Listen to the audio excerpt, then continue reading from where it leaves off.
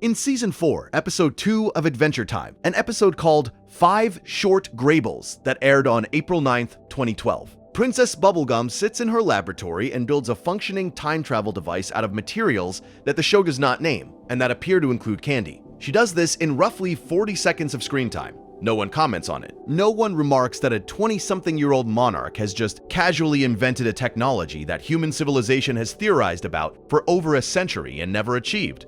The episode moves on. Bubblegum finishes the device, uses it for a minor plot purpose, and the scene ends.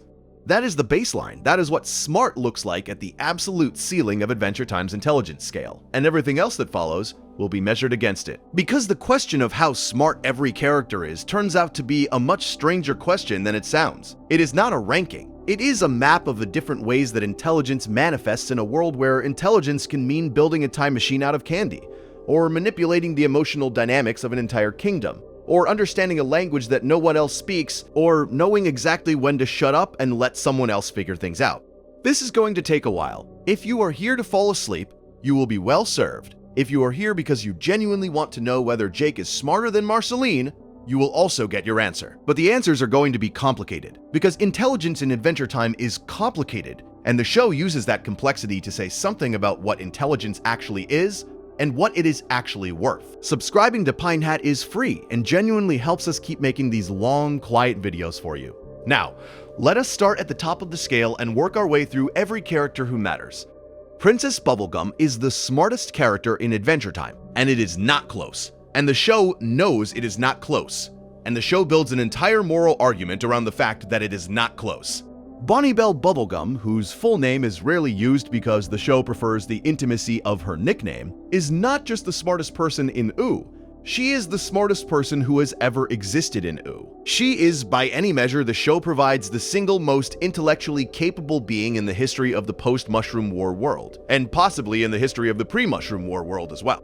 The evidence is staggering, and the show presents it casually, which is one of the ways you know it is trying to make a point about intelligence and power and the relationship between the two. Bubblegum created life. She did not discover life. She did not stumble upon the secret of animation and consciousness. She sat down in her laboratory and created sentient beings from candy. The entire Candy Kingdom, every citizen, every structure, every institution exists because Bubblegum built it. She is not a leader who inherited a kingdom. She is a creator who manufactured one. She invented time travel. She built a spaceship capable of interstellar travel. She created an artificial intelligence network. She designed biological weapons. She engineered surveillance systems that could monitor every citizen in her kingdom simultaneously. She is fluent in multiple languages, including German and Korean. She plays the trumpet. She understands the magical and scientific systems of Ooo with equal facility, which is remarkable because in Ooo, magic and science are different things, governed by different rules, and most characters understand one or the other, but not both. Bubblegum's intelligence is approximately 1,000 years old. She first emerged from a sentient mass of pink gum called the Mother Gum, and she has been learning, building, and creating since the early days of the post-apocalyptic world. 1,000 years of continuous intellectual development, with no evidence that her cognitive capacity has degraded or plateaued. She is, functionally, a 1,000-year-old genius with the energy of a 20-year-old and the emotional maturity of someone who has lived long enough to make every possible mistake at least once. But here is the thing the show does with Bubblegum's intelligence that elevates it beyond a character trait and turns it into an argument. The show makes her intelligence dangerous. Not evil, dangerous. The distinction matters. Bubblegum does not use her intelligence for malicious purposes. She uses it for protective purposes. She builds surveillance systems because she is afraid her kingdom will be attacked. She creates biological weapons because she wants deterrence against threats. She designs control mechanisms because she believes, with the certainty of someone who is smarter than everyone around her, that she knows what is best for her citizens, and that the most efficient way to implement what is best is to remove their ability to choose otherwise. The show's argument about Bubblegum's intelligence is this: being the smartest person in the room does not make you right, it makes you dangerous. Because a person who is smart enough to build anything is also smart enough to rationalize anything, and the gap between intelligence and wisdom is the gap between knowing how to do something and knowing whether you should. Bubblegum can do anything. She has demonstrated this beyond question, but the question of whether she should is a question that her intelligence cannot answer, because should is not an intelligence question. Should is a moral question, and moral questions are not solved by being smarter. They are solved by being more honest, more humble, more willing to accept that the correct answer might not be the smartest answer.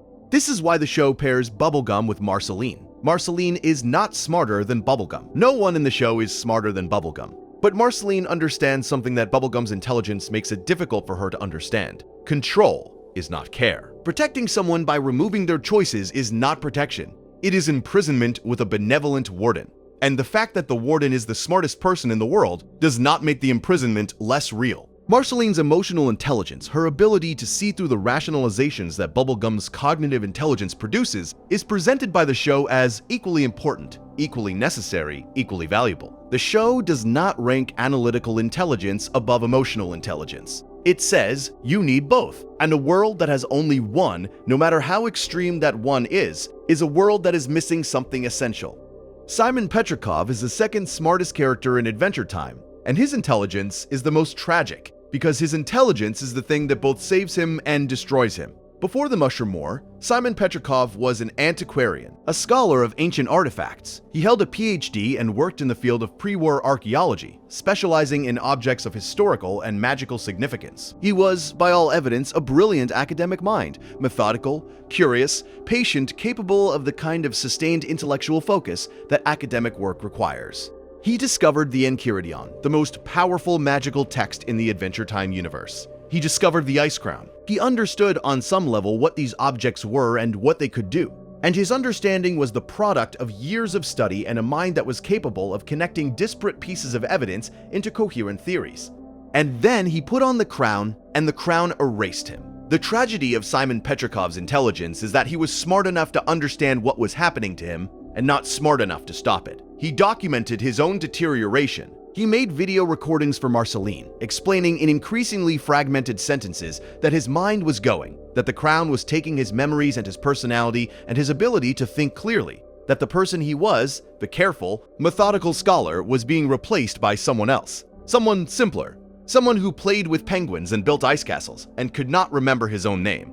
Ice King, the entity that Simon becomes, is not stupid. This is important, and the show is careful about it. Ice King is not an unintelligent being. He is a being whose intelligence has been corrupted, redirected, fragmented. He can still write stories, he can still build elaborate ice structures, he can still scheme and plan and execute complex strategies for kidnapping princesses, but the coherence of his intelligence, the ability to connect one thought to the next in a way that produces understanding rather than confusion, that has been destroyed. Ice King's mind is a broken version of Simon's mind, the way a shattered mirror is a broken version of a whole mirror. All the pieces are still there, still reflective, still capable of showing you something, but the image is fractured, and the person looking into it sees a dozen disconnected fragments instead of a single face.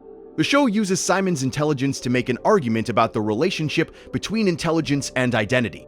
Simon's intelligence was inseparable from his identity. He was a scholar. His way of understanding the world, through study, through evidence, through the patient accumulation of knowledge, was not just a trait he had, it was who he was. And when the crown destroyed his ability to think clearly, it destroyed him, not his body. His body survived, but the person, the Simon who was defined by his intellectual capacity, that person was erased as thoroughly as if he had died.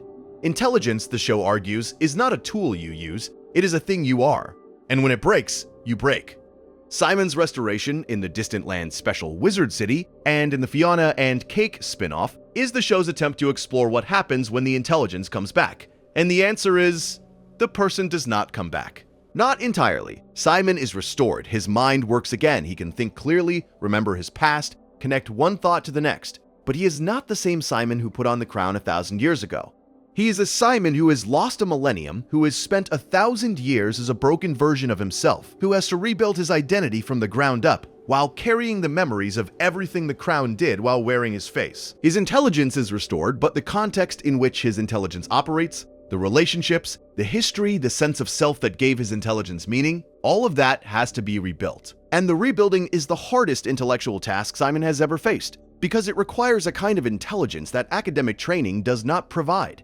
The intelligence to understand yourself, to forgive yourself, to accept that the person you were, and the person you became, and the person you are now are all the same person, and that the same person includes 1,000 years of confusion and cruelty and loss.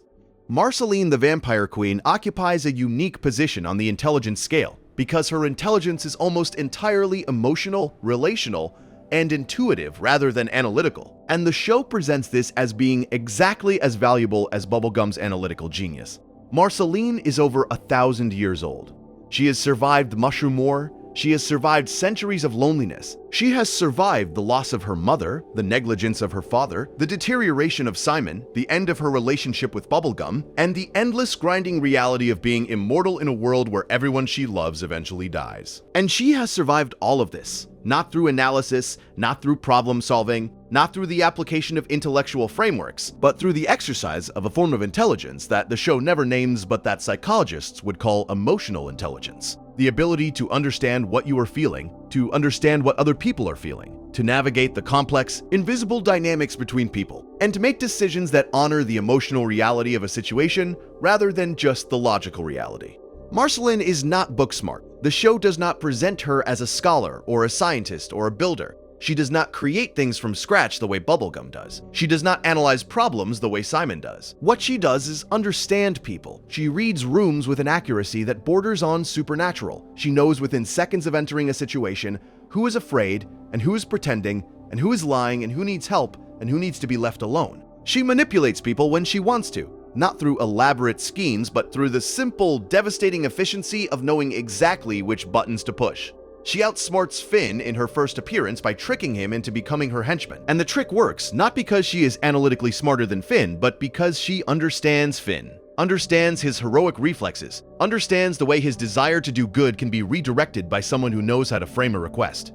The show's treatment of Marceline's intelligence is one of its most progressive moves because it refuses to treat emotional intelligence as a lesser form of intelligence. In most media, and especially in most animated media, the smart character is the one who builds things and solves equations and speaks in technical jargon. The emotionally intelligent character is the heart of the group, valued for their warmth rather than their insight. Adventure Time rejects this hierarchy. Marceline's emotional intelligence is shown to be as powerful, as consequential, and as dangerous as Bubblegum's analytical intelligence. Marceline can manipulate entire relationships. She can dismantle alliances with a well-placed observation. She can heal wounds that no science can touch, and she can inflict wounds that no armor can protect against. Her intelligence is not lesser. It is different. And different in the economy of the show is exactly as valuable. The relationship between Bubblegum's analytical intelligence and Marceline's emotional intelligence is, in fact, one of the show's central arguments about what intelligence is for. Bubblegum can build a time machine. Marceline can read a room. Bubblegum can create life. Marceline can understand life, and the show says you need both.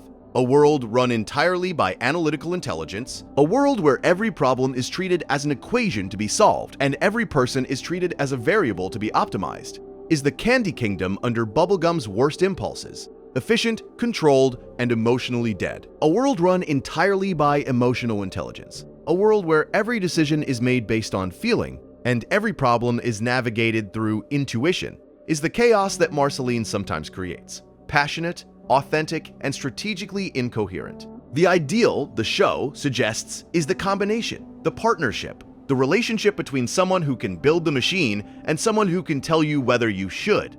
Jake the dog is the character the show uses to explore a form of intelligence that does not look like intelligence at all, and his placement on the scale is the one that will provoke the most disagreement. Because Jake is simultaneously one of the wisest characters in the show and one of the most seemingly careless. Jake is a stretchy magical dog who can reshape his body into any form. He is Finn's best friend, adoptive brother, and constant companion. He is older than Finn by several years. He has a criminal past that the show alludes to without ever fully exploring. He is a father of 5 children, and he approaches every situation in his life with a laziness so profound that it looks, to the casual observer, like stupidity. Jake does not try hard. Jake does not analyze situations or build strategies or think more than one step ahead. He just does things. He stretches into whatever shape the moment requires, deals with whatever is in front of him, and then goes back to eating a sandwich or playing a video game or napping.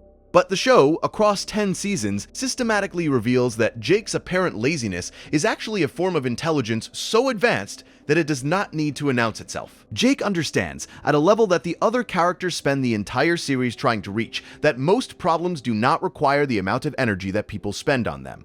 Most crises resolve themselves. Most anxieties are about things that will never happen. Most of the suffering that people put themselves through is self-inflicted, the product of overthinking and overplanning and overworrying. And the most intelligent response to most situations is to remain calm, do the next obvious thing, and trust that the situation will work itself out. This is not passivity. This is not negligence. This is wisdom, specifically the kind of wisdom that Eastern philosophical traditions have been describing for thousands of years. The wisdom of non-action, of wu-wei, of responding to the world as it is rather than as you fear it might be. Jake is not stupid. Jake is so far past the kind of intelligence that worries and plans and strategizes that he has come out the other side into something that looks like laziness but is actually serenity. The evidence for Jake's deep intelligence is scattered across the series in moments that are easy to miss because the show plays them as comedy. In the Season 2 episode, The Silent King, Jake gives Finn advice about leadership that is more politically sophisticated than anything Bubblegum articulates in the entire series. In dozens of episodes, Jake de-escalates situations that would have become crises if Finn had handled them alone. Not through dramatic intervention, but through the simple act of being calm when everyone around him is panicking. He understands social dynamics. He understands emotional subtlety. He reads people not the way Marceline reads people, through the analytical decoding of emotional signals, but the way a dog reads people, through a kind of ambient awareness that does not require conscious processing.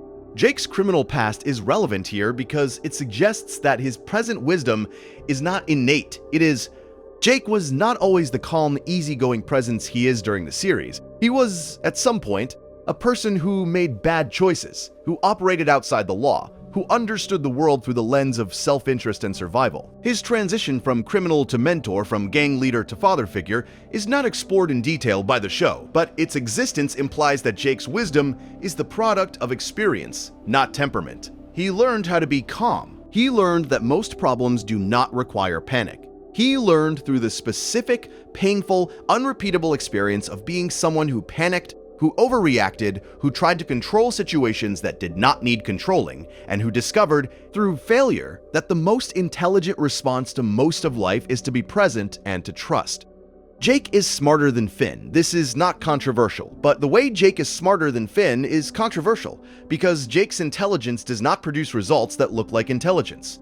Jake does not build things. Jake does not solve equations. Jake does not deliver speeches about the nature of reality. Jake eats sandwiches and plays card games and tells Finn to relax. And the show says, this is intelligence. This is what intelligence looks like when it has been refined past the point of needing to prove itself. This is what intelligence looks like when it no longer requires external validation, when it does not need to be seen or praised or measured, when it simply exists as a quality of being rather than a performance of capability. Finn the Human is the character the show uses to explore the relationship between intelligence and growth, because Finn's intelligence is the one that changes the most dramatically across the series. And the change is the point. Finn at 12 is not smart. This is not an insult. It is a description of a 12-year-old boy whose primary mode of engaging with the world is physical rather than intellectual. He hits things, he runs toward danger, he makes decisions based on instinct rather than analysis. And his instincts are good. They point him toward kindness and courage and the protection of innocent people. But instinct is not intelligence. Instinct is what you have before intelligence develops. It is the rough draft that experience and reflection will eventually edit into something more nuanced. Finn at 17 is considerably smarter. Not because the show sends him to school or gives him a tutor or provides him with a montage of studying. Finn gets smarter because he suffers. He loses his arm and learns that reaching for someone who does not want to be reached is not heroism. He loses his relationship with Flame Princess and learns that his desires do not override another person's autonomy. He encounters the Blue Catalyst Comet and learns that the universe is older and stranger and more complex than his 12-year-old mind could have imagined. He watches Bubblegum's control destroy the trust of her citizens and learns that intelligence without humility is a weapon. He holds Fern in his arms as Fern dies and learns that identity is not simple and that being yourself is not something you can take for granted.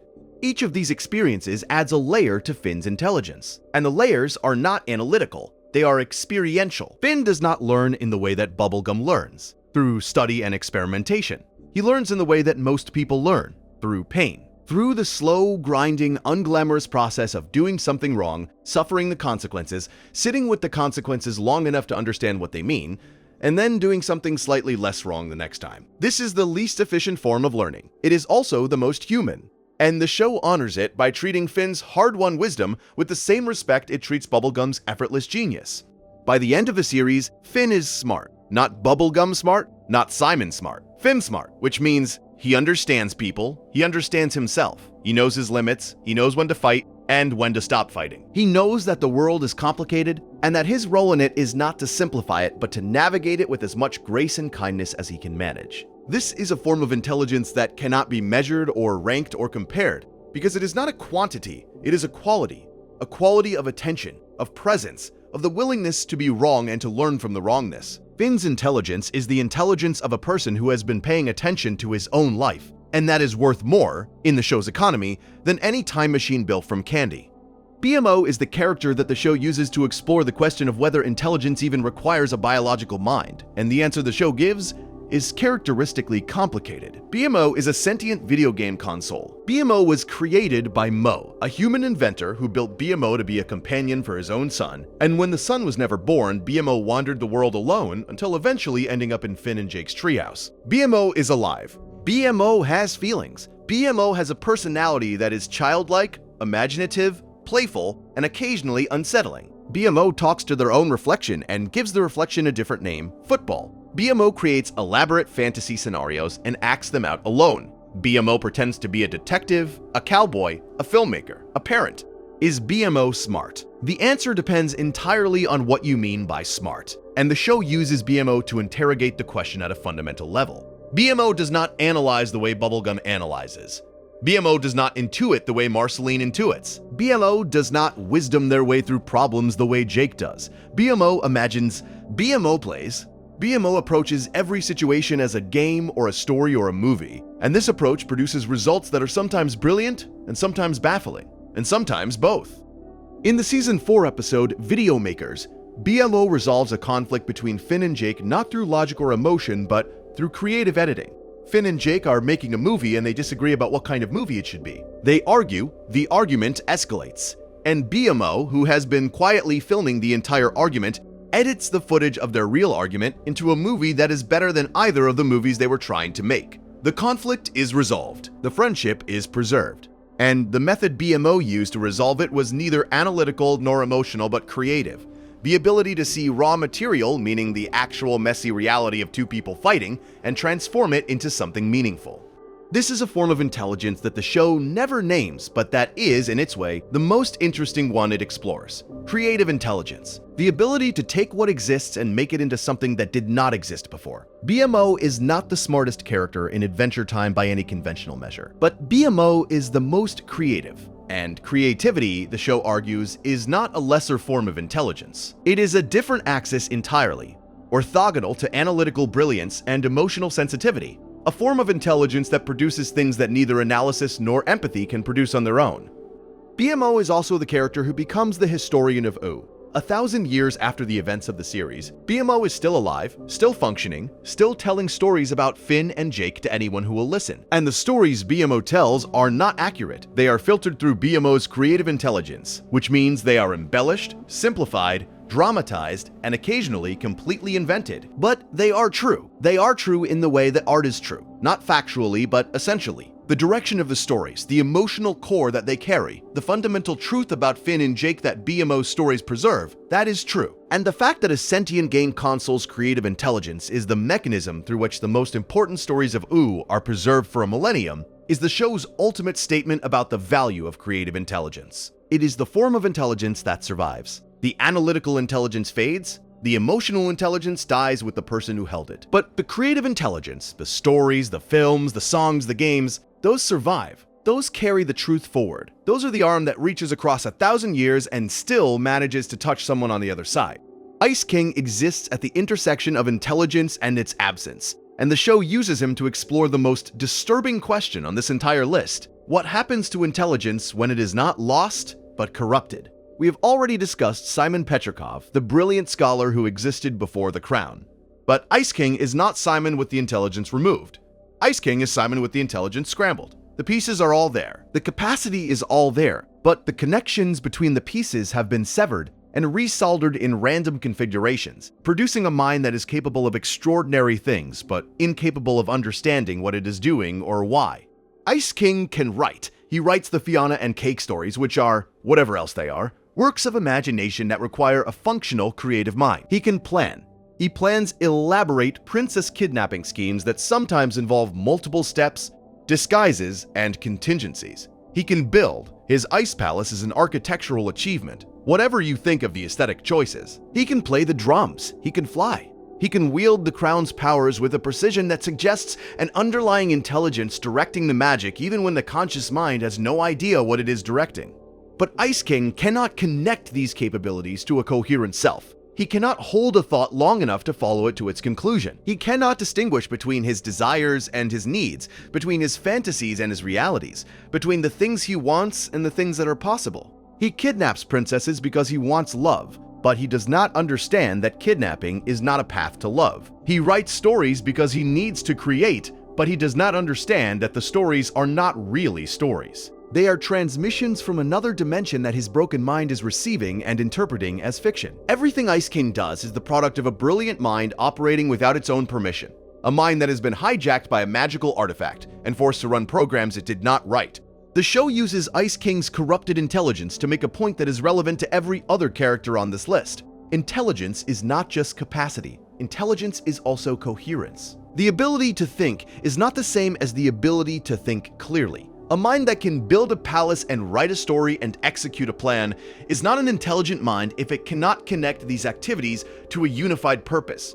Ice King can do all of these things. He cannot understand why he is doing them. And the gap between doing and understanding is the gap between functioning and being intelligent. And it is a gap that the show presents with enormous compassion, because the gap is not Ice King's fault. The gap is the Crown's. The intelligence is still in there, somewhere, buried under 1,000 years of corruption, waiting for someone to reconnect the wires. And when Simon is restored, when the wires are reconnected, the intelligence that emerges is recognizably the intelligence that went in.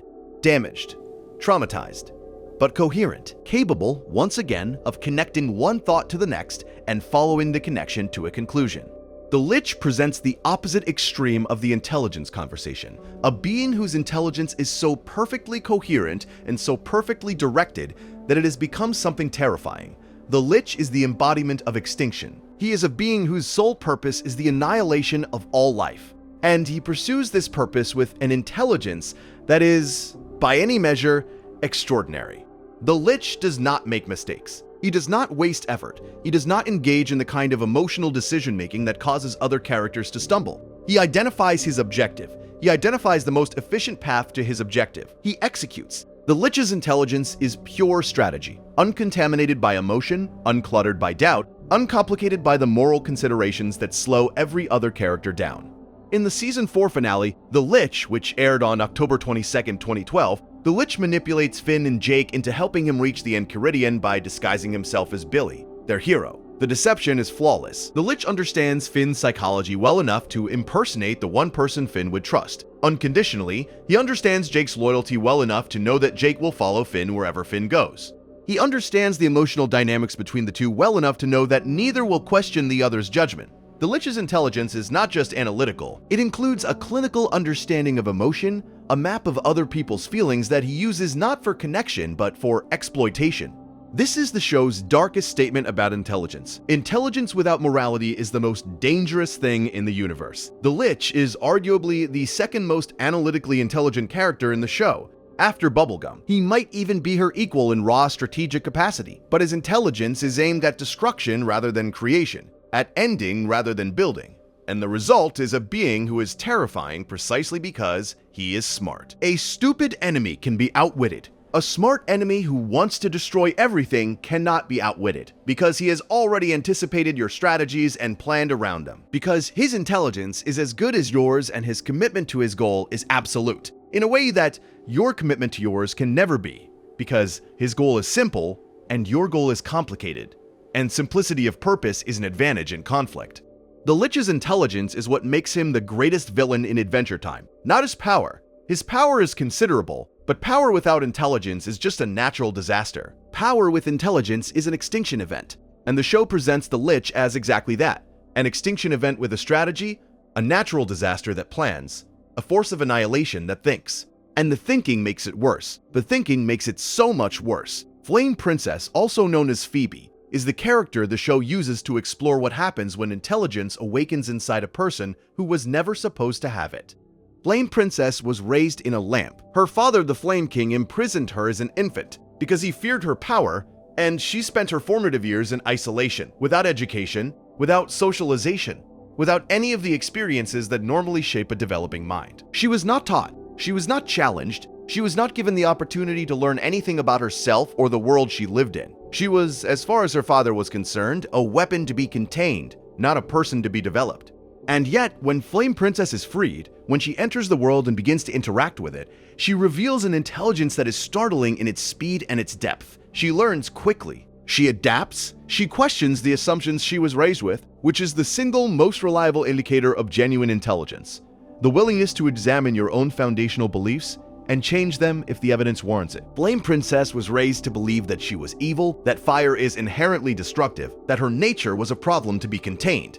And she rejects this. She rejects it not because someone tells her to, but because she observes the world and concludes, through her own reasoning, that the framework she was given is wrong. Flame Princess becomes, by the later seasons, one of the most thoughtful leaders in Ooo. She dismantles her father's deceptive governance of the Fire Kingdom and replaces it with something more honest. She pursues art, she forms a music duo with NEPTR, she makes decisions based on principle rather than impulse, which is remarkable for a being whose elemental nature is literally fire, literally the most impulsive of the classical elements. The show uses Flame Princess to argue that intelligence is not a fixed quantity. It is not something you are born with or without. It is a capacity that develops when conditions allow it, and that can be stunted when conditions prevent it. Flame Princess was denied the conditions for intellectual development for most of her life. When those conditions were provided, when she was given freedom and experience and the opportunity to think, her intelligence exploded into being with a force that surprised everyone, including herself. She is not the smartest character in the show, but she is the most remarkable case of intelligence emerging from deprivation, and the show uses her emergence to argue that the difference between a smart person and a not smart person is often not ability, but Lemongrab is the character the show uses to explore what intelligence looks like when it is given no emotional framework to operate within. And the result is one of the most disturbing portraits of intelligence in any animated series. Lemongrab was created by Bubblegum. He was her first experiment in creating sentient life, and by Bubblegum's own admission, he was a failure. Not because he lacks intelligence. Lemongrab is capable of speech, planning, governance, and complex thought. He is capable of recognizing problems and attempting to solve them. He is capable, in his way, of caring about the beings under his authority. He is not stupid. But Lemongrab has no emotional calibration. He has no sense of proportion. He cannot distinguish between a minor inconvenience and a catastrophic threat.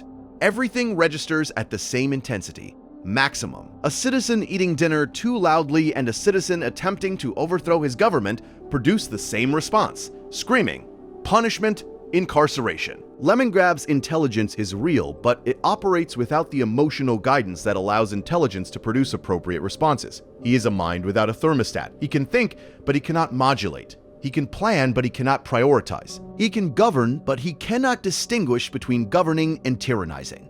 The show uses Lemongrab to argue that intelligence without emotional regulation is not just ineffective. It is monstrous. Lemongrab's earldom, the community he builds and governs, becomes a nightmare not because Lemongrab is cruel, but because Lemongrab's intelligence, operating without emotional regulation, produces cruelty as a byproduct. He genuinely wants to be a good ruler. He genuinely wants his citizens to be happy, but he does not know what happy looks like because he has never been happy himself. And his intelligence, powerful as it is, cannot compensate for the absence of a feeling that he has never experienced. You cannot engineer happiness if you do not know what happiness feels like. You can only engineer what you think happiness should look like, and what Lemongrab thinks happiness looks like is order, silence, obedience, and the absence of anything that might produce the kind of emotional disturbance that his uncalibrated mind cannot process.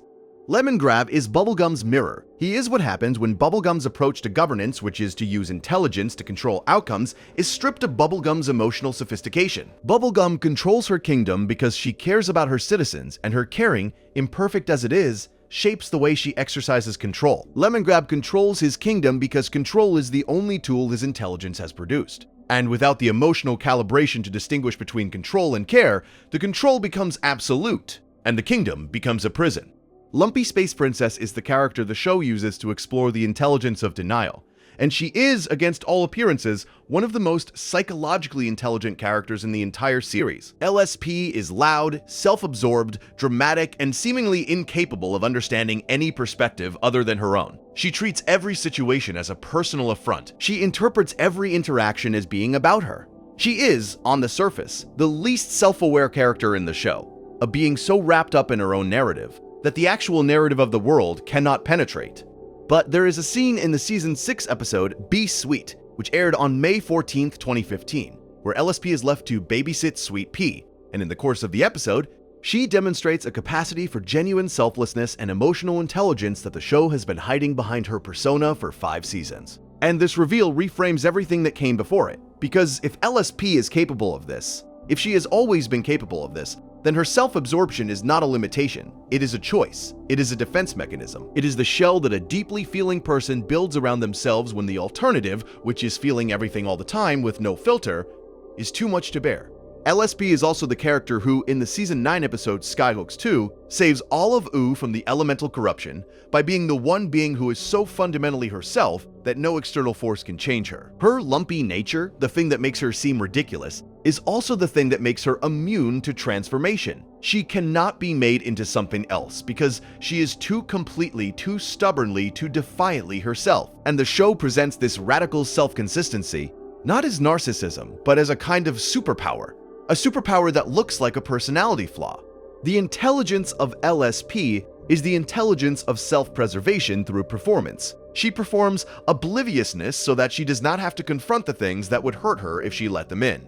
She performs self-absorption so that she does not have to acknowledge her dependence on other people. She performs indifference so that she does not have to admit that she cares. It is not a sophisticated intellectual strategy. It is a survival strategy, and survival strategies are their own form of intelligence. The intelligence of the organism that knows, on some level beneath conscious thought, that it cannot survive unprotected exposure to the world, and that builds a shell not because it is stupid, but because it is smart enough to know it is fragile. Hunson Abadir, Marceline's father and the Lord of Evil, presents an interesting case because his intelligence is entirely social and entirely self-serving, and the show uses him to explore the question of whether intelligence in service of selfishness counts as intelligence at all. Hunson is charming, he is manipulative, he can read a room and adjust his behavior to get what he wants. He is capable of convincing people to trust him, to like him, to believe that he has their best interests at heart, even when his track record demonstrates conclusively that he does not. He is socially intelligent in a way that a predator is socially intelligent. He understands other beings well enough to exploit them, to find the exact angle of approach that disarms their defenses, to present exactly the version of himself that the person in front of him wants to see. But Hunson's intelligence has a ceiling, and the ceiling is self-awareness. Hunson does not understand himself. He does not understand why he ate Marceline's French fries. He does not understand why this mattered. He does not understand why his daughter is angry at him. Or rather, he understands the surface-level fact of her anger, but not the deep-level cause, which is his consistent, systematic inability to prioritize her emotional needs over his own nature. Hunson's social intelligence, impressive as it is in its ability to read other people, breaks down completely when it is turned inward. He can manipulate anyone except himself. He can understand anyone except himself. And the show uses this limitation to argue that intelligence directed entirely outward, intelligence that reads the world but never reads its own behavior, is a fundamentally incomplete form of intelligence, powerful in the short term and catastrophic in the long term. Prismo is the character who exists at the highest level of the intelligence scale in terms of raw information, and who uses that information in the most unexpected way. Prismo is a wish-granting entity who exists as the dream of an old man in a bathtub in the center of the multiverse. He has access to all possible outcomes of all possible wishes. He can see the consequences of any choice before the choice is made. He understands the multiverse at a level that no other character in the show approaches. He is, in terms of pure informational capacity, the most intelligent being in Adventure Time, possibly including Bubblegum, possibly including the Cosmic Owl, possibly including Gold. And what does Prismo do with this intelligence? He makes pickles. He hangs out with Jake. He watches movies. He uses his cosmic omniscience not to govern or control or optimize or destroy, but to enjoy. To make food and share it with friends and have conversations about nothing in particular with the few beings he considers his companions. The show uses Prismo to make its most radical argument about intelligence. The highest form of intelligence is knowing what to do with what you know, and the answer, at the absolute top of the scale, is nothing. Not nothing in the sense of inaction. Nothing in the sense of choosing not to use your intelligence as a tool of power. Prismo could grant his own wishes. He could reshape the multiverse, he could solve every problem in every dimension simultaneously. He has the intelligence to do all of this. And he chooses not to. He chooses pickles. He chooses friendship. He chooses the small, warm, ordinary pleasures that are available to the stupidest and smartest beings in the universe alike. This is the show's final word on intelligence, and it is a word that applies to every character on this list. Bubblegum's genius and Jake's wisdom and Marceline's empathy and BMO's creativity and Simon's scholarship and the Lich's strategy and Flame Princess's emergence and Lemongrab's dysfunction and LSP's performance and Hunson's manipulation and Prismo's omniscience, all of these are forms of intelligence, and all of them are real, and all of them are valuable, and none of them, not a single one, is more important than what you do with it. Intelligence is a tool. The tool does not determine the outcome. The hand that holds the tool determines the outcome. And the hand, in Adventure Time, is always the same hand. The hand that reaches. The hand that chooses. The hand that decides, moment by moment, whether to use what it knows for building or for destroying, for connecting or for controlling, for creating or for consuming. Tree Trunks is the character the show uses to explore whether intelligence is even the right framework for understanding a person. And the answer she provides is a gentle, apple pie-scented no. Tree Trunks is a small, yellow-green elephant who bakes apple pies, speaks in a soft southern accent, and navigates the world with a combination of innocence and determination that the show plays as comedy for 5 seasons, before revealing it as something considerably more complex. Tree Trunks is not smart. Not in any way that any intelligence metric would capture. She does not analyze. She does not strategize. She does not build or create or manipulate or intuit. She bakes pies and tends her orchard, and loves the people in her life with a completeness that does not require understanding. And the show says, this is fine. This is more than fine. This is a way of being in the world that is as valid and as effective and as meaningful as Bubblegum's genius or Jake's wisdom or Marceline's empathy. Because Tree Trunks does not need to be smart. She needs to be kind. She needs to be present. She needs to show up for the people who need her and offer them what she has, which is apple pie and warmth and the unshakable conviction that everything will work out if you just keep being decent. And the show never, not once, presents this as naive or foolish or insufficient. The show presents it as a form of engagement that intelligence cannot improve upon because it does not require intelligence. It requires love. And love, in the economy of Adventure Time, is not a feeling. It is an intelligence of its own. An intelligence that operates below the level of thought, that does not need to understand in order to respond, that knows what to do without knowing why it knows. Tree Trunks married an alien. She has crystal apple babies. She has lived one of the most bizarre lives in all of Ooo, and she has navigated every twist and every strangeness with the same calm, pie-baking determination that she brings to everything. She is not bewildered by the world. She is not overwhelmed by it.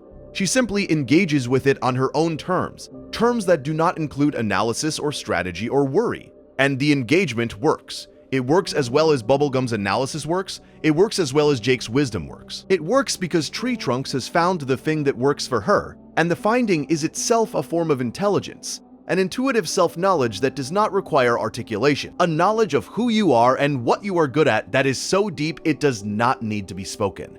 Peppermint Butler is the character who hides the most intelligence behind the most unassuming exterior, and the show takes a perverse delight in the contrast. Peppermint Butler is Bubblegum's loyal servant. He is a small candy person in a bow tie. He organizes Bubblegum's schedule, manages her household, and presents himself as the most competent and least threatening member of the Candy Kingdom's inner circle. He is, to all appearances, a butler, efficient, reliable, invisible. And then the show reveals, in drips and hints and occasional full-blast revelations, that Peppermint Butler is one of the most knowledgeable beings in Ooo. He has connections to the dark arts. He has a personal relationship with death. He can perform rituals that even Bubblegum cannot understand. He speaks the language of the undead. He has been to the Nightosphere. He has made deals with entities that the rest of the Candy Kingdom does not know exist. His knowledge of the occult and the arcane is so extensive that it implies centuries of study and practice. conducted entirely in secret behind the facade of a loyal servant. Peppermint Butler's intelligence is the intelligence of the power behind the throne. It is the intelligence that does not seek recognition, that does not need to be seen, that operates most effectively when no one knows it is there. He is, in a sense, the dark mirror of Bubblegum, equally intelligent, equally capable, equally willing to do whatever is necessary, but operating from a position of deliberate invisibility rather than authority. Bubblegum's intelligence is public. It is the intelligence of the scientist and the ruler, the intelligence that builds things in the open and takes credit for them. Peppermint Butler's intelligence is private. It is the intelligence of the spy, the occultist, the person who knows things that no one else knows and uses that knowledge in ways that no one else can see. The show never fully explains Peppermint Butler's backstory. It never tells you how a Candy Butler acquired knowledge of the dark arts. It never tells you why he serves bubblegum or what he gets out of the arrangement. This deliberate opacity is itself a statement about his intelligence. He is smart enough to keep his secrets, smart enough to know that the most powerful form of knowledge is the kind that other people do not know you have. Fern's intelligence is the intelligence of desperation, and it deserves its own space in this conversation because it illuminates something about intelligence that the other characters do not. Fern has all of Finn's memories. He has access to everything Finn has ever learned, every lesson Finn has internalized, every piece of wisdom Finn has accumulated across 10 seasons of experience. He should be, by rights, at least as smart as Finn. He has the same database. He has the same processing architecture, or at least a version of it that is close enough to be functionally identical. He should be able to make the same decisions Finn makes, draw the same conclusions Finn draws, navigate the same situations with the same competence. But he cannot. Fern's intelligence is undermined by his emotional state, and his emotional state is one of perpetual crisis. He is in a state of constant existential emergency, a state where the question, "Who am I?" is not a philosophical exercise but a scream, and the screaming drowns out everything else. His intelligence cannot function because his emotional state will not let it. He has the capacity, he has the knowledge, he has the processing power, but the processor is overloaded by a process that takes up all available resources, the process of trying to figure out who he is. The show uses Fern to argue that intelligence is not a standalone system. Intelligence requires emotional stability to function. A brilliant mind in a state of emotional crisis is not a brilliant mind. It is a broken mind with brilliant potential, and the potential cannot be realized until the crisis is resolved. Fern's crisis is never resolved. He dies still asking who he is, still paralyzed by the question that his intelligence cannot answer because the question is not an intelligence question. It is an identity question. And identity questions are answered not by thinking harder, but by living longer, by accumulating experiences that are specifically your own, that do not belong to anyone else, that are not borrowed or copied or inherited, but earned through the irreducible fact of being in the world as a specific body, in a specific time, with specific relationships that no one else has. Fern never has time to accumulate these experiences. He exists for a few months, and then he dies, and his intelligence, which was always Finn's intelligence in a green body, dies with him. Gunter, the penguin, and later the Ice Thing, presents one of the most genuinely surprising intelligence reveals in the series, because Gunter appears to be the least intelligent character in the show, and turns out to be something else entirely. For most of the series, Gunter is Ice King's pet penguin. Gunter quacks. Gunter waddles. Gunter makes messes and breaks things and responds to Ice King's commands with a blank, adorable stare that suggests an interior life approximately as complex as a glass of water. Gunter is cute. Gunter is simple. Gunter is the comic relief to the comic relief. And then the show reveals that Gunter is a primordial cosmic entity named Ordalorg, one of the most powerful beings in the universe, who was defeated by Grob Gob Glob Grodd and cast down to Earth in a diminished form. The penguin was a prison. The quacking was the sound of an ancient, powerful intelligence filtered through a body that was never designed to contain it. Gunter is not stupid. Gunter is an incomprehensibly vast intelligence squeezed into a package so small that the intelligence cannot express itself, like a novel compressed into a text message, like an orchestra forced to play through a kazoo. The show uses Gunter to argue that you cannot judge intelligence by its container. The vessel does not determine the mind. The body does not determine the soul. A penguin can contain a cosmos. A Candy Butler can contain an occultist. A video game console can contain a historian. A tree can contain a hero. Intelligence is not a fixed property of the body it inhabits. It is a property of the mind. And the mind is not always visible from the outside. And the outside is not always an accurate representation of what is inside. There are smaller characters whose intelligence deserves mention, not because they sit at the extremes of any scale, but because they represent forms of intelligence that the major characters do not. NEPTR, the never-ending pie-throwing robot, was built by Finn out of a microwave oven and brought to life by a lightning bolt from Ice King. He is, by any objective measure, not smart. His original programming was to throw pies, and his personality, while genuine, is limited in scope and depth. But NEPTR has a form of intelligence that is unique to beings who were made for a purpose. He understands purpose itself. He understands what it means to have a reason for existing. He understands the difference between fulfilling your purpose and finding a new one. And his journey, from pie-throwing robot to musician, from programmed servant to creative artist, is the show's argument that intelligence is not about capacity. It is about adaptation. It is about the ability to outgrow the thing you were made to be and become the thing you choose to be. And this ability, this capacity for self-transcendence, is a form of intelligence that cannot be measured by any test and cannot be taught by any teacher. It can only be achieved by living.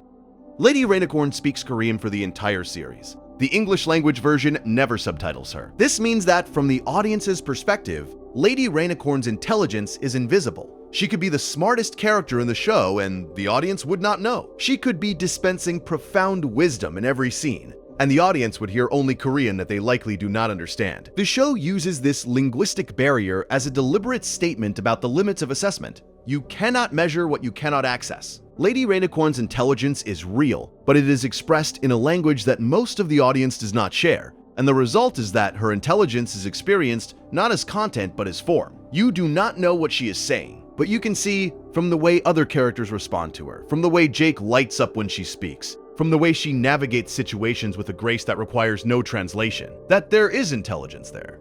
Deep intelligence. Intelligence that the show respects by refusing to translate it, by letting it exist on its own terms in its own language, accessible to those who speak it and mysterious to those who do not.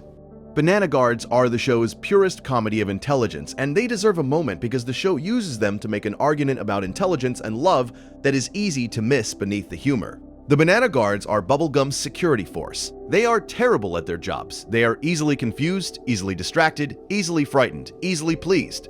They cannot remember their assignments, they cannot distinguish between threats and non-threats. They cannot, in most cases, do the one thing they were created to do, which is guard things. They are, by every measure, the least intelligent characters in the show. But they are happy. The Banana Guards are, consistently and without irony, the happiest characters in Adventure Time. They are happy in a way that no other character manages. They enjoy their work, even though they are bad at it. They enjoy each other's company. They enjoy the simple pleasures of existing in the Candy Kingdom, eating candy, walking around, being alive. Their happiness is not the product of intelligence. It is the product of its absence. They do not know enough to be anxious. They do not understand enough to be afraid. They do not comprehend enough of the world's complexity to experience the existential dread that afflicts every intelligent character in the show. The show does not mock the Banana Guards for this. The show presents their happiness with a gentleness that suggests envy. The Banana Guards have something that Bubblegum, for all her genius, does not have: peace. They have something that Simon, for all his scholarship, lost: contentment. They have something that Marceline, for all her emotional intelligence, struggles to achieve: the ability to be present in the moment without the moment being contaminated by the past or the future. Their lack of intelligence is not a failing. It is, from a certain angle, a gift that they cannot appreciate because they do not know they have it, which is, the show suggests, the only way to have it. There is a pattern emerging from this survey of every character's intelligence, and the pattern is this: the show does not believe in a single scale. There is no one axis along which intelligence can be measured, no ranking that captures what every character brings to the table, no hierarchy that places Bubblegum at the top and the Banana Guards at the bottom and everyone else somewhere in between. The show believes in axes.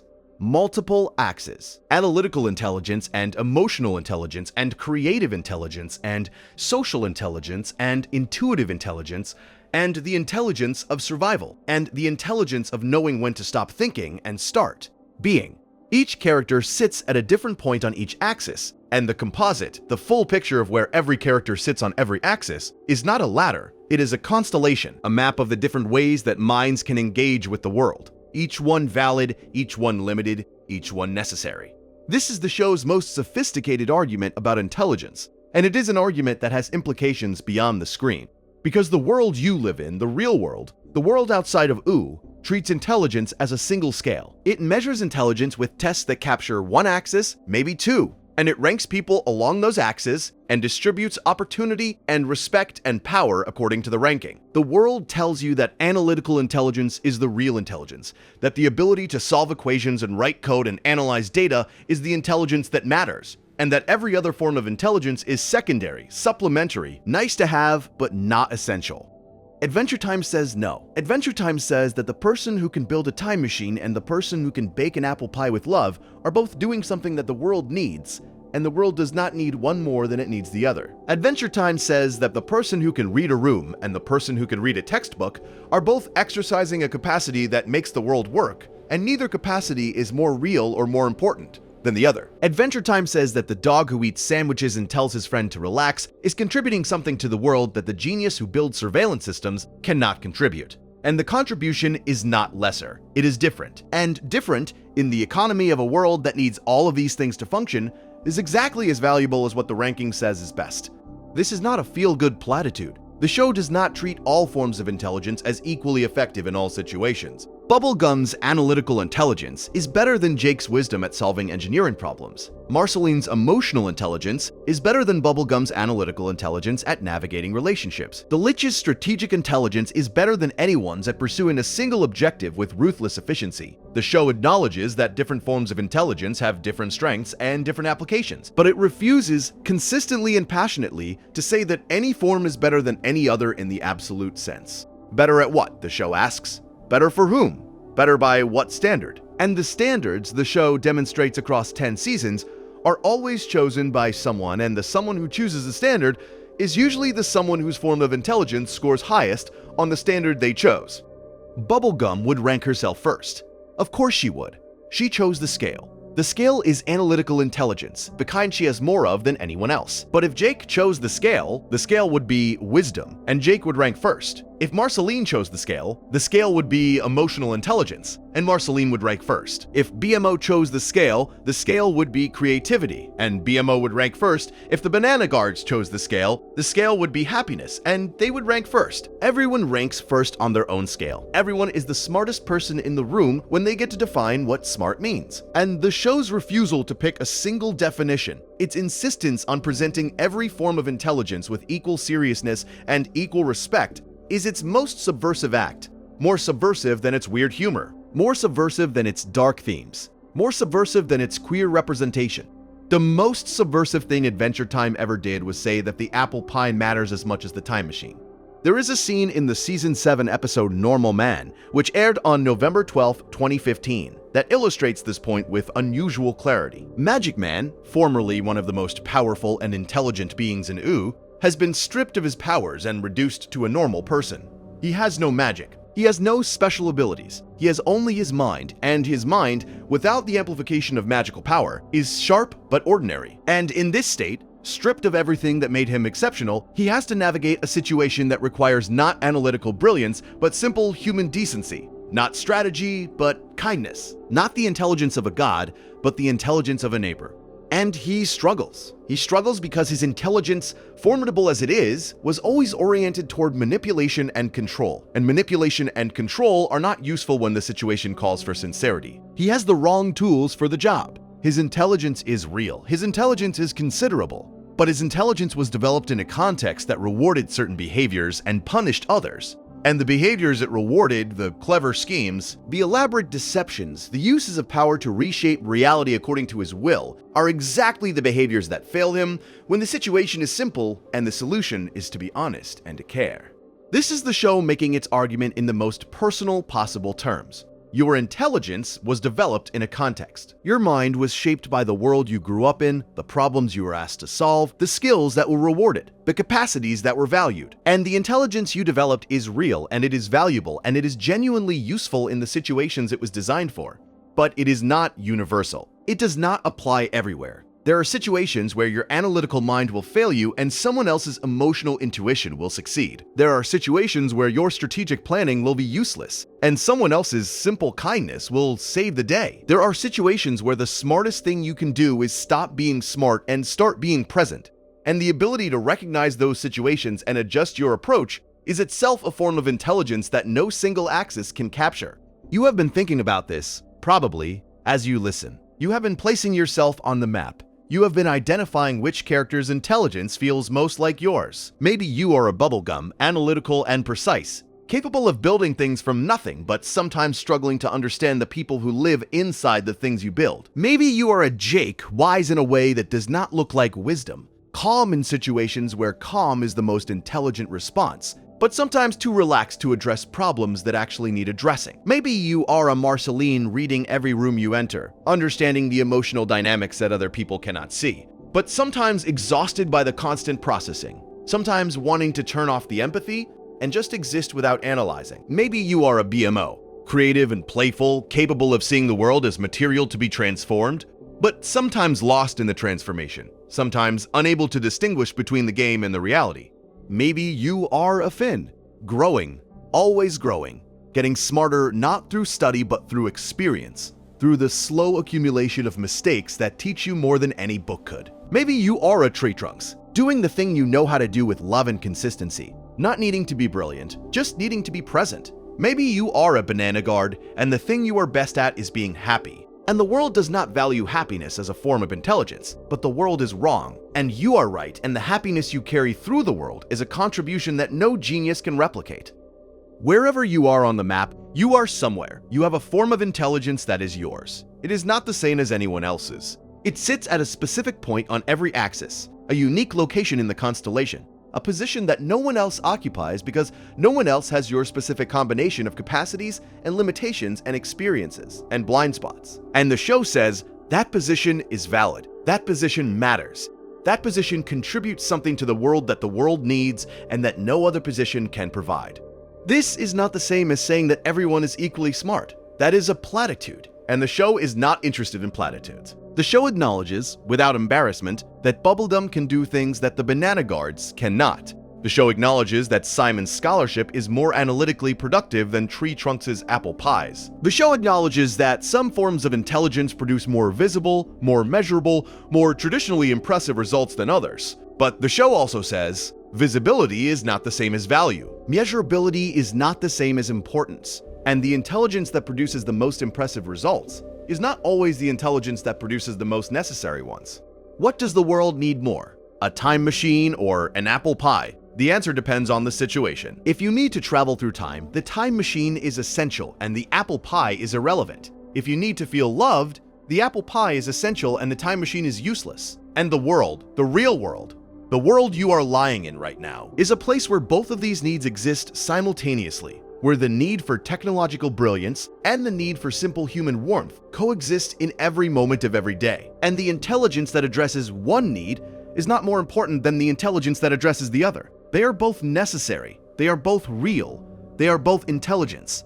There are characters we have not yet discussed whose intelligence reveals additional dimensions of the show's argument, and they deserve attention before we begin to draw this together. Patience Saint. Pym, the ice elemental, represents the intelligence of patience itself, the ability to wait, to plan across centuries, to hold a goal in mind for longer than most beings can hold a thought. She froze herself in ice before the Mushroom War and emerged 1,000 years later with a plan to restore the elemental cycle. The plan was wrong. The execution was catastrophic. The result was the elemental corruption that nearly destroyed Ooo. But the intelligence behind the plan, the sheer cognitive discipline required to conceive of a goal that spans a millennium and then pursue it across the gap of frozen centuries, is remarkable. Patience Saint Pym's intelligence is the intelligence of the long game, the intelligence that thinks in centuries rather than minutes.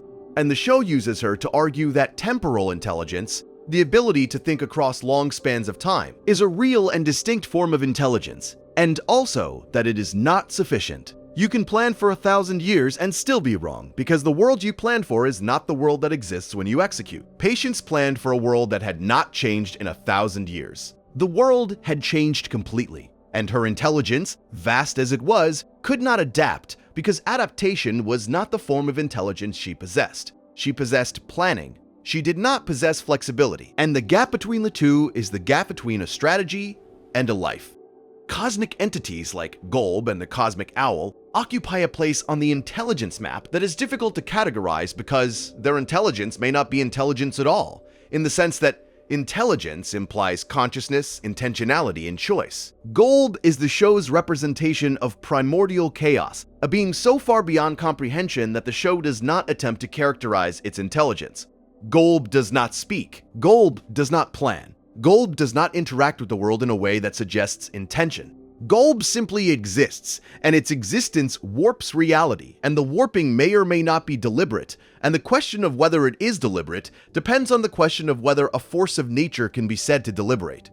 The cosmic owl is different. The cosmic owl appears in prophetic dreams, and its appearances predict the future. But the cosmic owl does not seem to choose whose dreams it appears in, and it does not seem to choose what it predicts. It is more of a conduit than an agent, more of a signal than a sender. Its intelligence, if it has intelligence, is the intelligence of a natural process, the way gravity is intelligent in the sense that it produces consistent, predictable results without any evidence of conscious thought. The show uses these cosmic entities to mark the boundary of what intelligence means. Below the boundary, intelligence is a property of minds. Bubblegum's mind, Jake's mind, Marceline's mind. Above the boundary, intelligence shades into something that might be intelligence, but might also be physics. The automatic operation of a universe that produces patterns and outcomes without any conscious entity directing the production. And the boundary is interesting because it raises the question of whether the forms of intelligence we have been discussing, the analytical and the emotional and the creative and the intuitive, are really different things, or whether they are all different expressions of the same underlying process.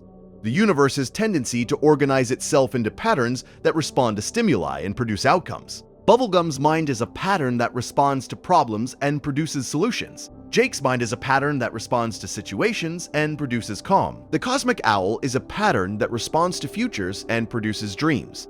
Are these different kinds of intelligence, or are they different scales of the same phenomenon? The show does not answer this question. The show raises it and then, as is its habit, walks away from it, leaving you to sit with the question in the dark and decide for yourself whether the answer matters. And the answer, you will find if you sit with it long enough, probably does not matter. What matters is the sitting. What matters is the willingness to think about thinking, to examine the tool while using the tool, to turn the intelligence inward and ask it to understand itself. That recursive process, the process of thinking about how you think, is itself a form of intelligence, and it is the one that the show exercises most vigorously. Adventure Time is a show that thinks about thinking. It is a show that uses its characters' intelligence to investigate the nature of intelligence itself. And the investigation does not produce a conclusion. Let us return to the specific characters for a moment, because there are a few more whose intelligence illuminates corners of the map that we have not yet explored. Huntress Wizard is the character who represents the intelligence of instinct refined to an art form. She is a nature spirit, a being who lives in the forest and communicates with the natural world and navigates situations with a physical intuition that borders on prescience. She does not think through problems. She senses them. She does not analyze threats. She perceives them the way an animal perceives a predator, through a combination of sensory awareness and hardwired response patterns that produce appropriate action faster than conscious thought could.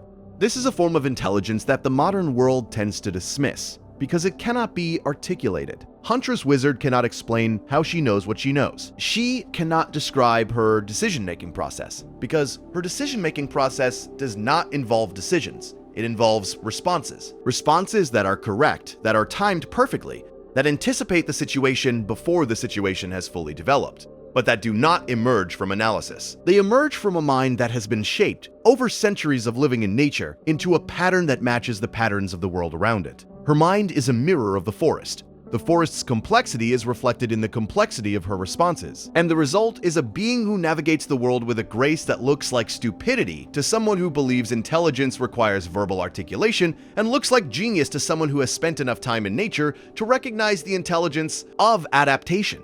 Finn recognizes this intelligence. His attraction to Huntress Wizard is not just romantic, it is intellectual. He sees in her a form of competence that he aspires to but has not achieved. The competence of someone who does not need to think because they have internalized the thinking so completely that it has become instinct. Finn is still thinking. Finn is still processing. Finn is still, at 17, in the stage of intelligence where the gears are visible, where the effort of analysis is apparent, where the decisions are conscious and therefore slower than they need to be. Huntress Wizard is past that stage. She has internalized the processing. She has absorbed the analysis into her body and her instincts and her automatic responses. And the result is a form of intelligence that is invisible, that cannot be measured, that does not show up on any test, but that is, in the situations that require it, faster and more effective than any amount of conscious thought.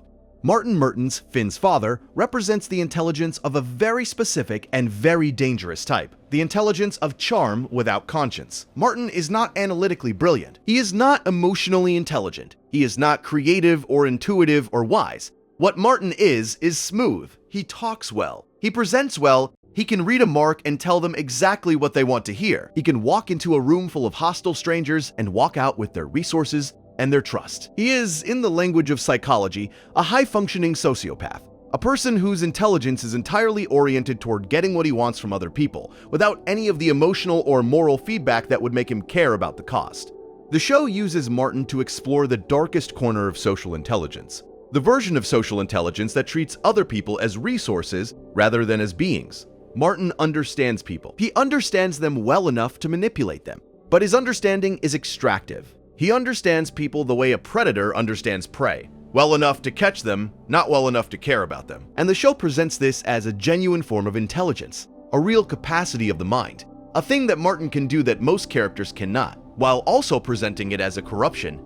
Intelligence in service of exploitation is still intelligence, but it is intelligence that has been divorced from its most important function, which is connection. Martin's intelligence connects him to nothing. It brings him close to people only to extract from them and move on. It is the intelligence of a user, and the show, through Finn's arc of gradually accepting that his father will never be the person he wants him to be, argues that the intelligence of a user is ultimately the loneliest form of intelligence there is. Martin is smart enough to get what he wants from everyone. He is not smart enough to want the thing that would actually make him less alone. Betty Groff, Simon's partner, represents the intelligence of love taken to its logical and illogical extreme. Betty is, by conventional measures, one of the smartest characters in the show. She is an academic, a scholar, a researcher who holds her own in conversations with Bubblegum about magic and science. She travels through time.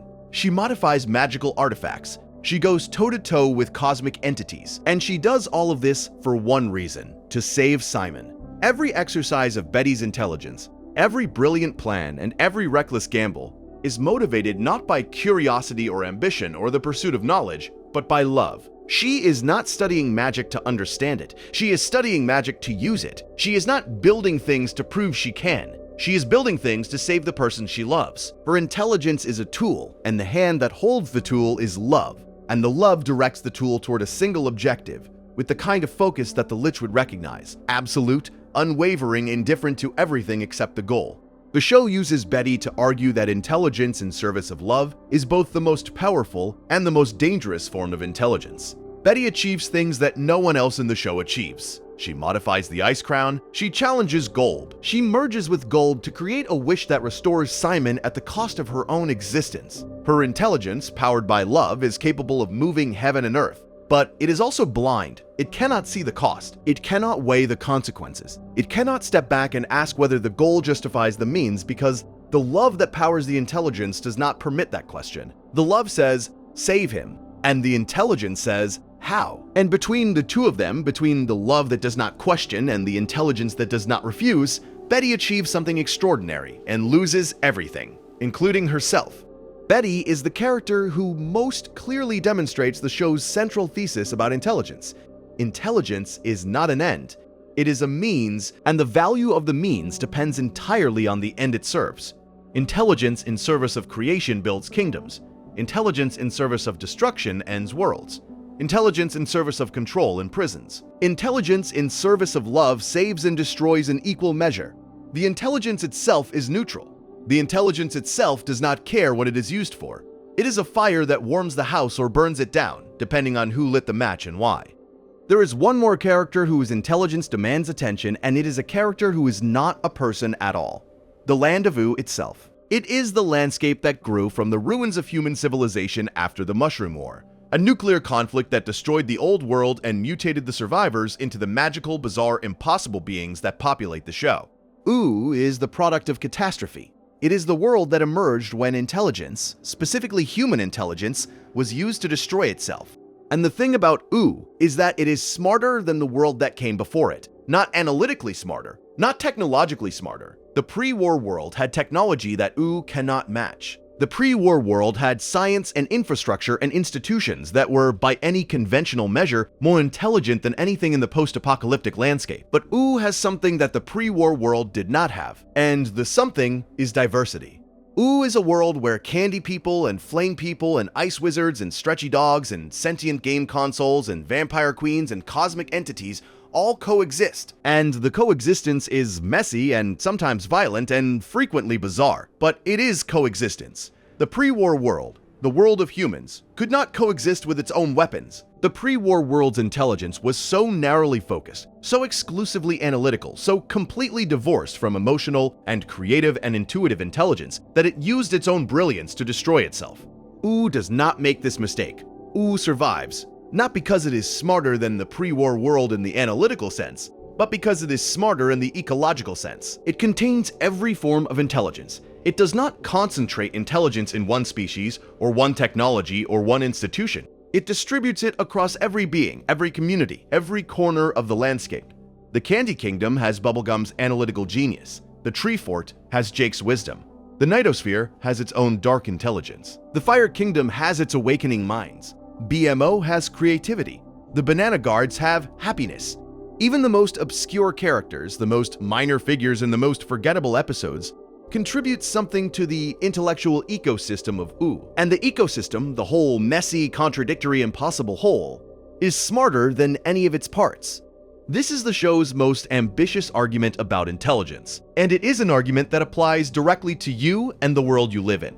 A world that values only one form of intelligence is a world that is destroying itself. A world that measures intelligence along a single axis and distributes respect and opportunity according to that single measurement is a world that is ignoring the contributions of every mind that does not fit the measurement. It is a world that is leaving most of its intelligence unused. It is a world that is, in the most literal sense, dumber than it needs to be, because it has defined smart so narrowly that most of the smart people in it do not register as smart. You know this. You have felt it. You have been in rooms where your form of intelligence was not recognized, where the thing you are good at was not valued, where the contribution you could make was invisible because the room was measuring intelligence along an axis that did not include your axis. And you have felt, in those rooms, the specific grinding frustration of being intelligent in a way that the room cannot see. The frustration of knowing that you have something to offer and watching the room ignore it because the room is looking for something else, measuring something else. Adventure Time sees you. Adventure Time sees the thing you have to offer. The show spent 10 seasons building a world that values every form of intelligence, not as a utopian fantasy, but as a practical necessity, because a world that does not value every form of intelligence is a world that blows itself up. The pre-war world blew itself up. Ooo survived. And the difference between the two is not technology or power or analytical capacity. The difference is diversity. The difference is the willingness to recognize that the person who bakes the pie is as important as the person who builds the machine, that the person who reads the room is as important as the person who reads the equation, that the person who is happy is contributing something that the person who is brilliant cannot. Let us consider what happens when different forms of intelligence interact, because the show's most interesting moments are not the moments when any single character is being smart. They are the moments when different kinds of smart collide. Bubblegum and Marceline's relationship is a collision between analytical intelligence and emotional intelligence. And the sparks the collision produces are the show's most compelling exploration of how different minds navigate the same reality. Bubblegum approaches their relationship as a problem to be solved. She analyzes. She categorizes. She tries to understand her feelings for Marceline the way she would understand a chemical reaction, by breaking it down into components, identifying the variables, and determining the optimal conditions for the desired outcome. And this approach fails, repeatedly, because love is not a chemical reaction. Love does not have optimal conditions. Love is messy and irrational and cannot be broken down into components, because the components change depending on who is looking at them and how they are feeling at the time. Marceline approaches the same relationship as an experience to be felt. She does not analyze, she does not categorize, she feels intensely and sometimes destructively, and her feelings are her primary mode of navigating the relationship. She knows when something is wrong not because she has identified the variables, but because she can feel the wrongness in her body, in the temperature of the room, in the particular quality of silence that Bubblegum produces when she is upset. Marceline's emotional intelligence gives her information that Bubblegum's analytical intelligence cannot access, but it also gives her chaos. Because feelings are not reliable guides to action. Feelings are data, not decisions. And Marceline's tendency to act on her feelings without subjecting them to analysis produces outcomes that are sometimes beautiful and sometimes catastrophic. The show's argument is that neither approach is sufficient. Bubblegum's analysis without Marceline's feeling produces control without warmth. Marceline's feeling without Bubblegum's analysis produces passion without direction. The relationship works when it works because the two forms of intelligence check each other. Bubblegum's analysis prevents Marceline's feelings from running uncontrolled into destruction. Marceline's feelings prevent Bubblegum's analysis from draining the relationship of its humanity. They need each other, not emotionally, although they need each other emotionally too. They need each other intellectually. Each mind provides the other with the thing it lacks, and the combination produces something that neither mind could produce alone: understanding. Real understanding. The kind that involves both the head and the heart, and that sees the world not as a problem to be solved or a feeling to be had, but as a reality to be navigated with everything you have. Finn and Jake's partnership is a collision between experiential intelligence and intuitive wisdom. And the collision is so smooth, so well calibrated, so perfectly balanced that you might not recognize it as a collision at all. It looks like friendship. It looks like two buddies having adventures. But underneath the adventures, underneath the jokes and the fights and the sandwiches, there is a constant, ongoing negotiation between two different ways of being smart. And the negotiation is what makes the partnership work. Finn is smart in the way that doing things makes you smart. He learns by trying. He grows by failing. He accumulates intelligence the way a river accumulates sediment, slowly, through constant contact with the world, through the patient erosion of his certainty by the reality of experience. Finn's intelligence is always under construction. He is always in the process of becoming smarter, always in the middle of a lesson he has not finished learning, always carrying the partial knowledge of someone who has started 100 educations and completed none of them. This is the intelligence of youth, the intelligence of a person who is not yet wise, but who is getting there, one mistake at a time. Jake is smart in the way that being things makes you smart. He does not learn by trying. He learned by trying, past tense, a long time ago, and the learning is now complete. Or as complete as learning ever gets, and the result is a mind that does not need to process because the processing has already been done. Jake's intelligence is not under construction. It is not accumulating, it is settled.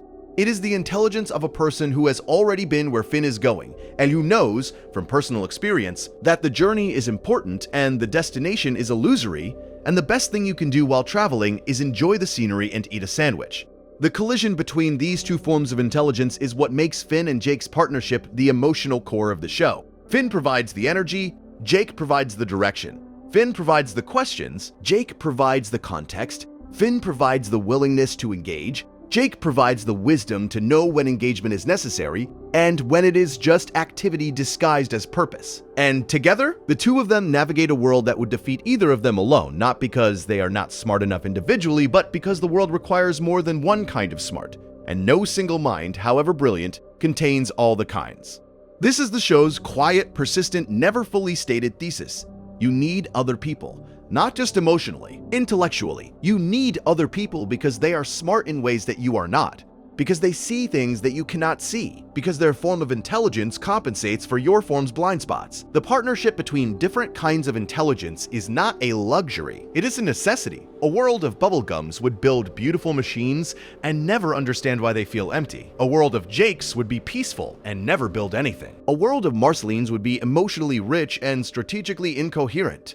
A world of BMOs would be creative and never pragmatic. You need all of them. The world needs all of them. And the recognition that the world needs all of them is itself the highest form of intelligence the show offers. The meta-intelligence, the intelligence about intelligence, the understanding that understanding itself is not one thing but many things. And that the many things together are smarter than any single thing alone.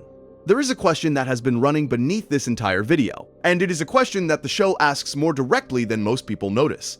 Does intelligence make you happy? The answer, based on every character we have discussed, is no. Intelligence does not make you happy. The smartest characters in Adventure Time are, without exception, the most tormented.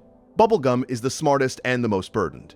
Simon is the most scholarly and the most broken. The Lich is the most strategic and the most empty. Marceline is the most emotionally intelligent and the most haunted. Betty is the most driven and the most consumed. Even Prismo, who uses his cosmic intelligence for pickles and friendship, carries a quiet awareness of all possible outcomes that implies a loneliness so vast it cannot be comprehended.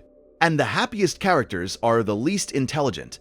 The Banana Guards are happy because they do not understand enough to be unhappy. Tree Trunks is content because she does not need to understand, she just needs to bake and love and be. The gap between intelligence and happiness is not a coincidence. It is a pattern that the show embeds deliberately, and the pattern says, the more you understand, the more you suffer. The more you see, the more there is to grieve. The more connections you can draw, the more losses you can anticipate. Intelligence is the ability to model the world accurately, and the world, modeled accurately, contains more pain than joy.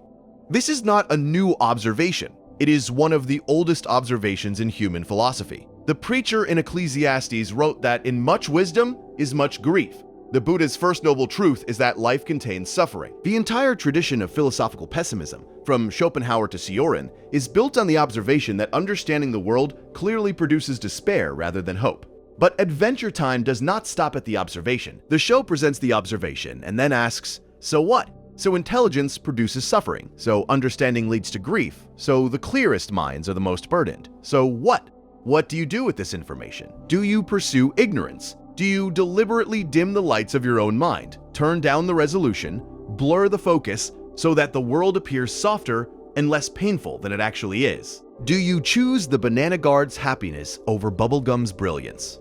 The show's answer, spread across 10 seasons and every character we have discussed, is no, you do not choose ignorance. Not because ignorance is not tempting, it is. The Banana Guards are genuinely, unironically happy, and the show does not mock their happiness. But the show also does not recommend it. The show recommends something harder and more painful and more honest. Intelligence with love. Understanding with connection, the clear vision of a mind that sees the world accurately, combined with the willingness to love the world anyway.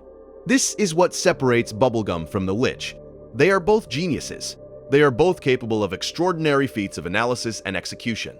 The difference is that Bubblegum loves the world she sees, and the Lich does not. Bubblegum's intelligence produces suffering because she loves her citizens enough to worry about them. The Lich's intelligence produces nothing because he has nothing to love and therefore nothing to worry about and therefore no reason to use his intelligence for anything except destruction. Intelligence without love is the Lich. Intelligence with love is Bubblegum. Both suffer, but only one builds something.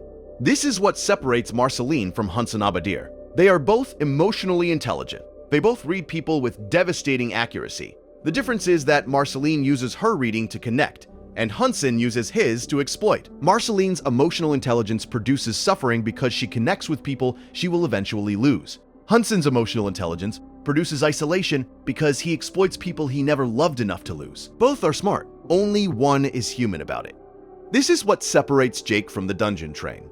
Jake's wisdom says, be present, enjoy the moment, do not worry about things you cannot control. The Dungeon Train says, be present in this car, fight this monster, get this treasure, never leave. The difference is that Jake's presence is chosen in the context of a full life, and the Dungeon Train's presence is enforced in the context of avoidance. Both produce calm.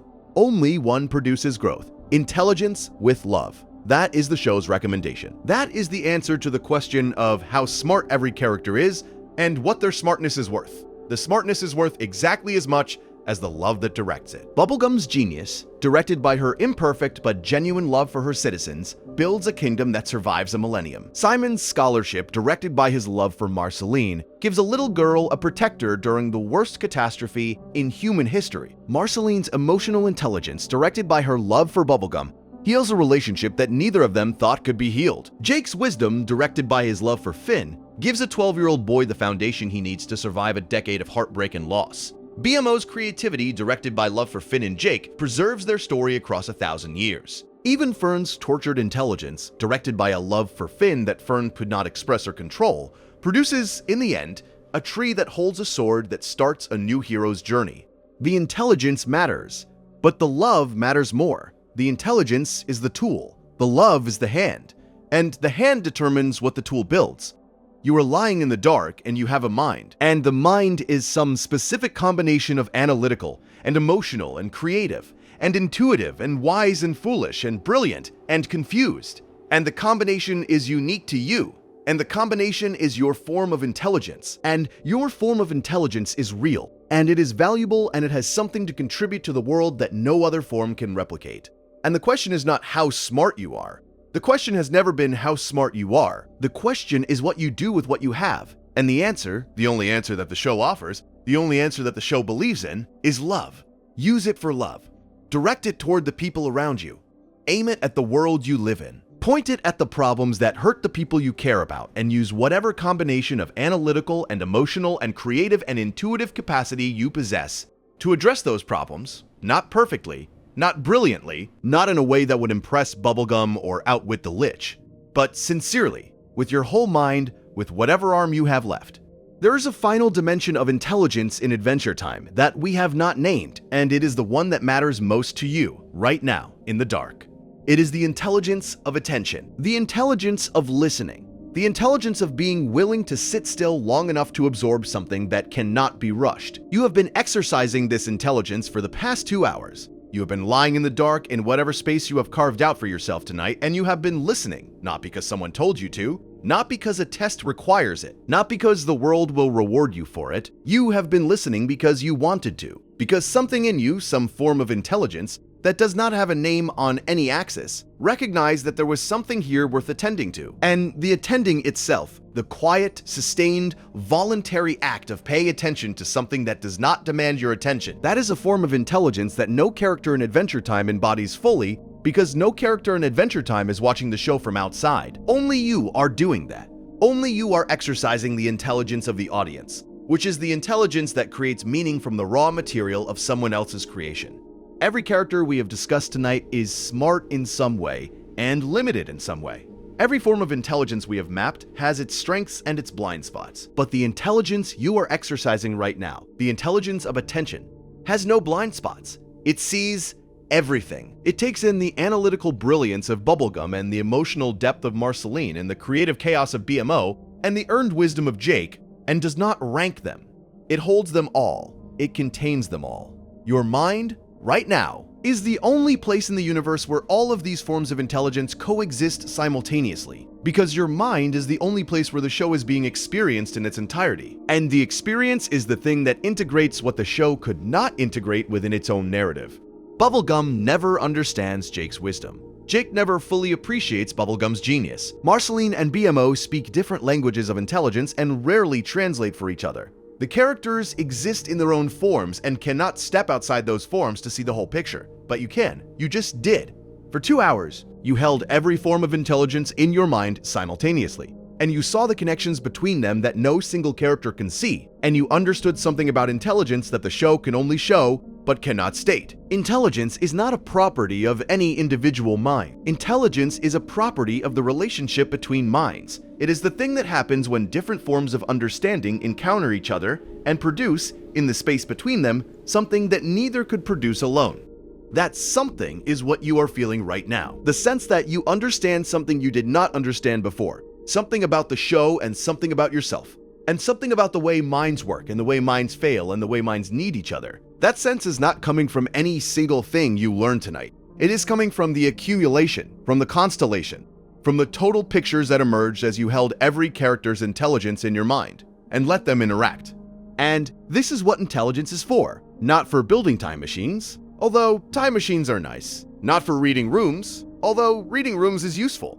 Not for baking pies, although pies are wonderful. Intelligence is for this. For sitting in the dark and holding the whole picture and feeling the connections between things and knowing, in a way that cannot be measured or tested or ranked, that the connections matter, that the picture is bigger than any of its parts, that you are bigger than any of your parts, that the mind you carry with all its specific, irreplaceable, unmeasurable capacities is part of a larger intelligence that includes every mind you have ever encountered and every mind that has ever encountered yours. And that the larger intelligence, the intelligence of connection, is the smartest thing in the universe.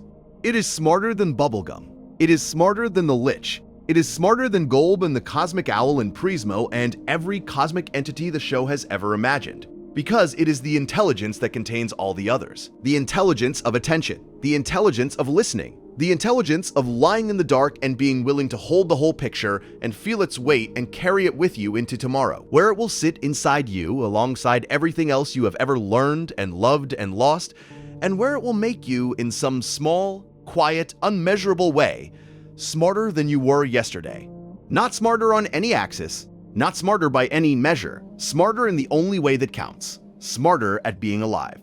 Remember the beginning, the laboratory, the time machine built from candy in 40 seconds, the sheer, staggering, almost offensive genius of Bubblegum's mind, casually demonstrated, casually moved past, casually treated as normal. That was the ceiling. That was the highest point on the analytical axis, the place where intelligence stops being a human quality and starts being a force of nature. And then, for 2 hours, we have walked down from that ceiling, through every other character, through every other form of intelligence, through the wisdom and the empathy and the creativity and the instinct and the survival and the simplicity and the happiness and the love. And every step down from the ceiling was a step towards something the ceiling could not reach. The ceiling builds time machines. The floor bakes pies. And the pie, warm and simple and given with love, is worth more on the only scale that actually matters than every time machine ever built.